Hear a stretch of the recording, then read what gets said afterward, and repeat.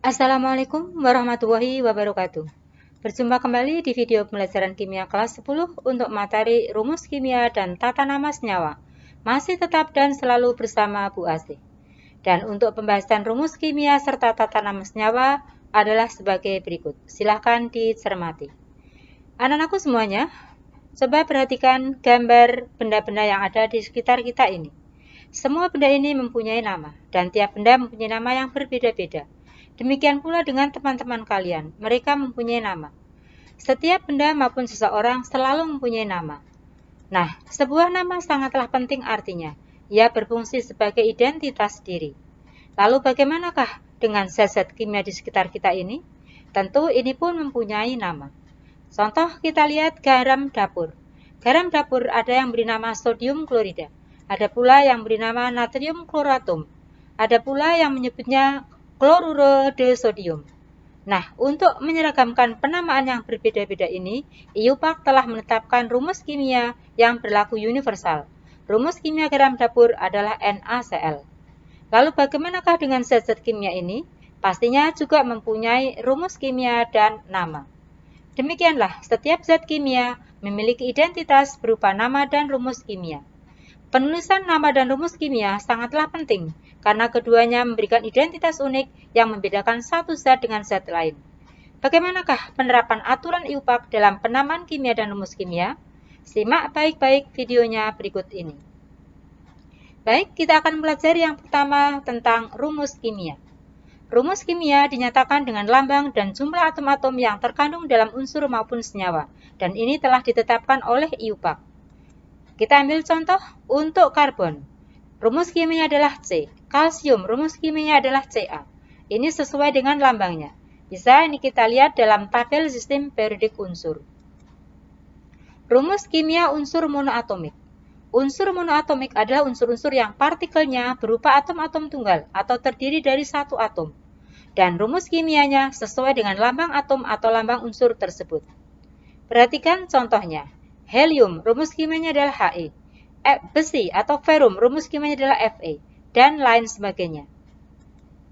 Beberapa unsur, atom-atomnya bergabung membentuk molekul unsur, dan berdasarkan jumlah atom penyusun molekul unsur, maka molekul unsur dibedakan atas molekul diatomik.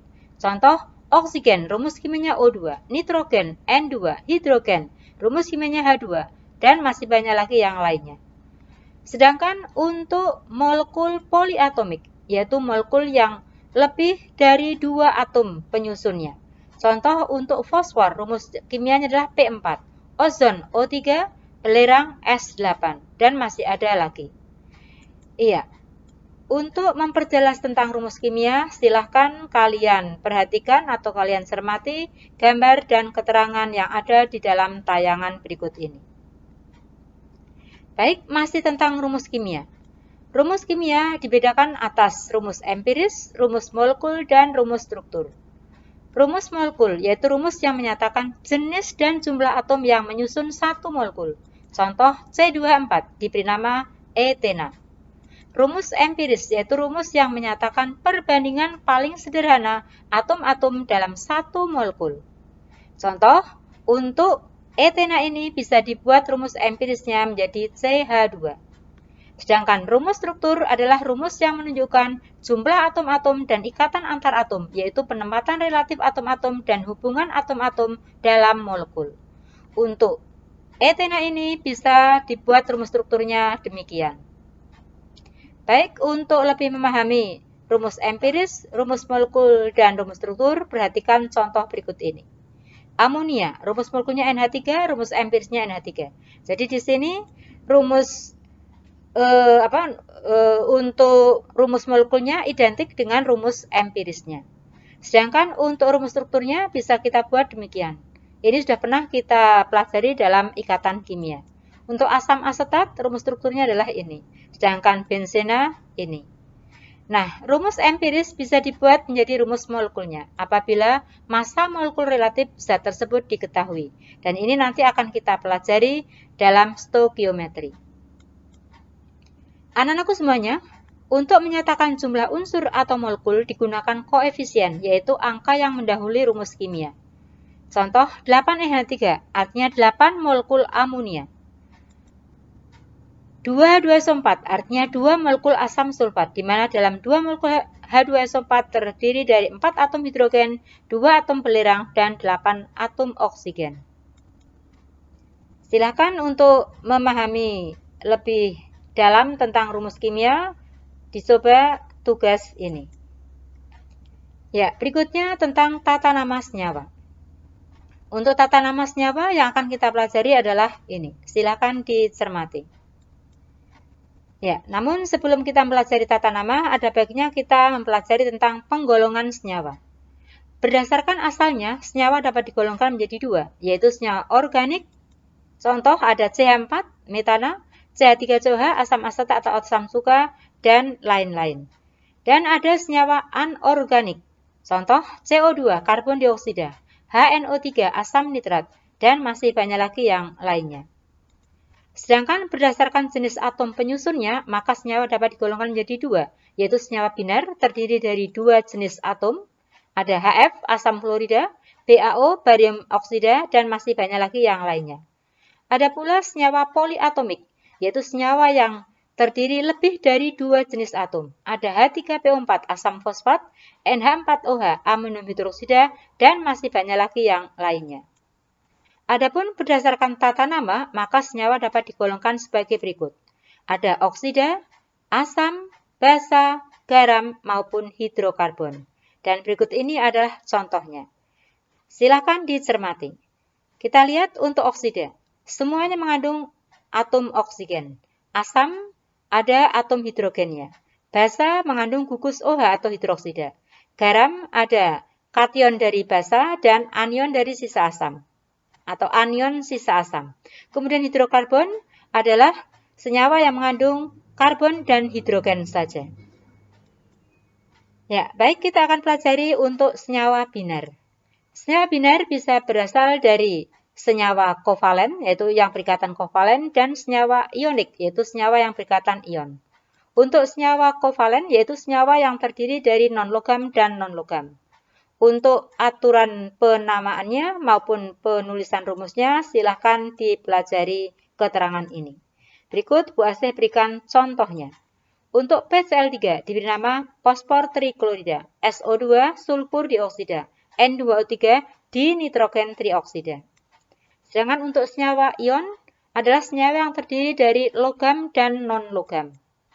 Berikut ini ada logam yang berasal dari unsur golongan utama, logam golongan utama, dan ada logam dari golongan unsur transisi. Muatan unsur non-logam sebagai anion. Dan inilah contoh untuk senyawa ion.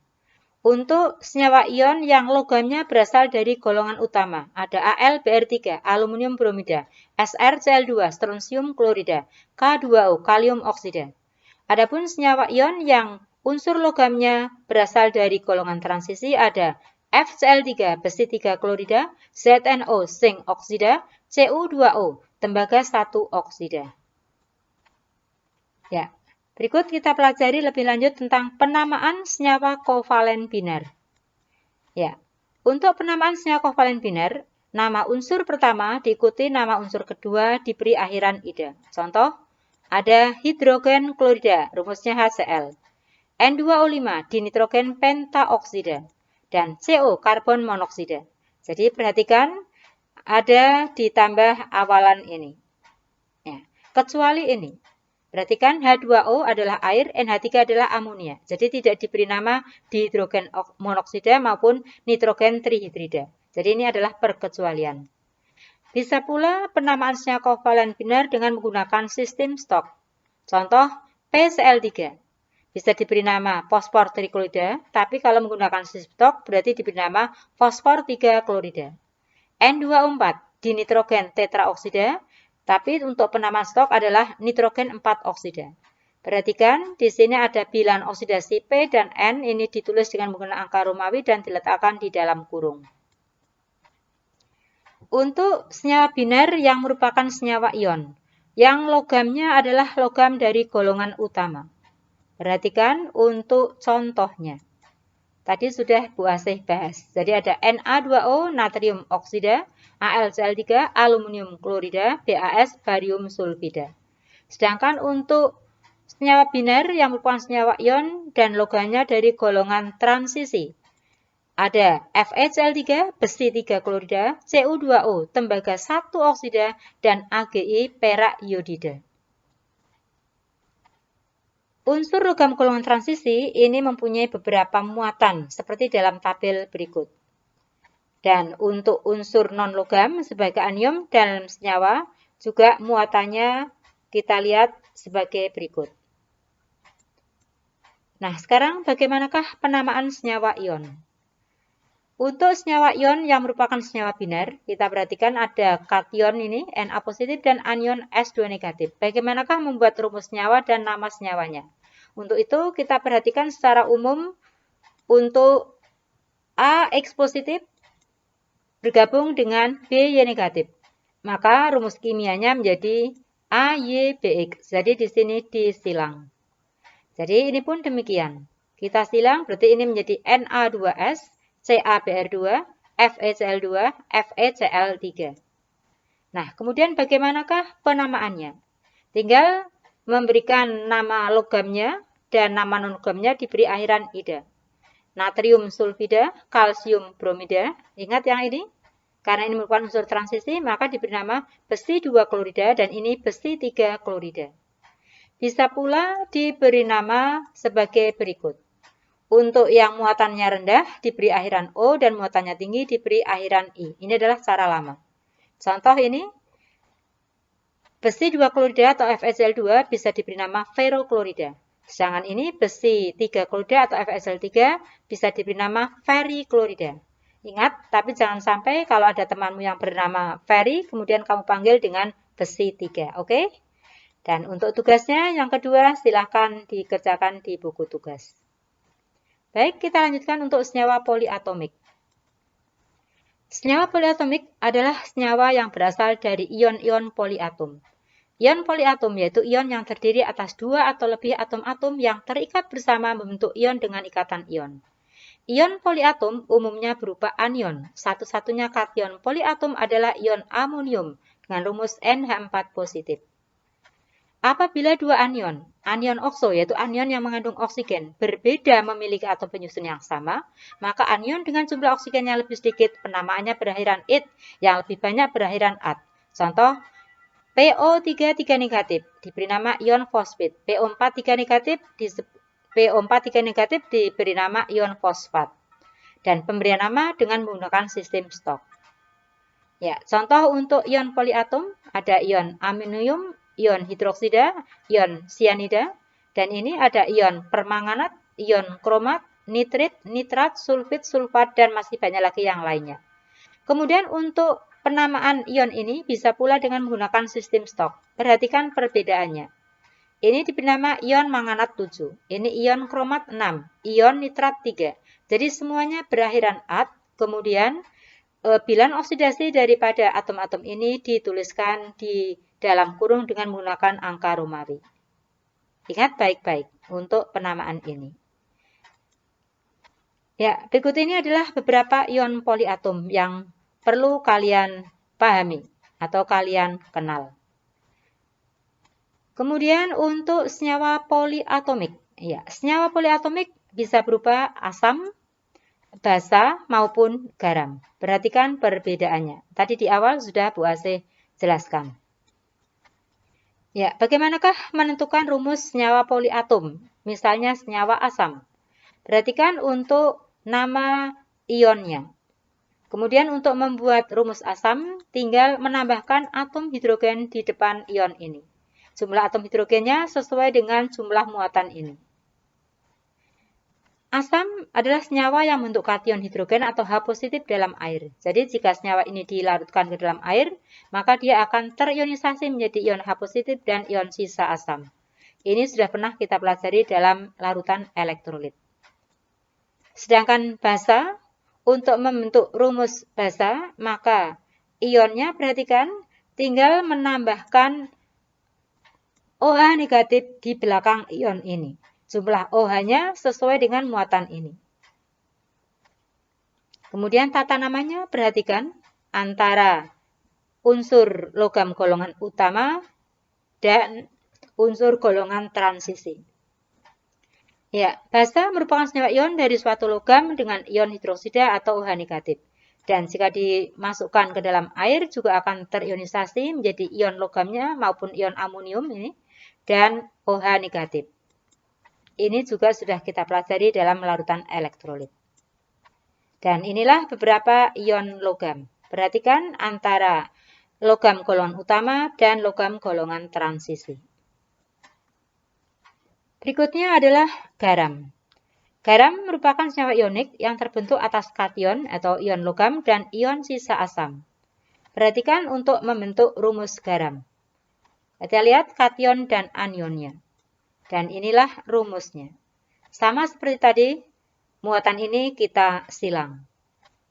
Contoh, untuk Cu3PO4, berarti ini terbentuk dari ion Cu positif dan PO4 3 negatif. Sedangkan kalau ada kation Na positif dengan anion Cr2O72 negatif, maka akan membentuk rumus garam Na2Cr2O7 dan namanya adalah natrium dikromat. Ini tembaga 1 fosfat.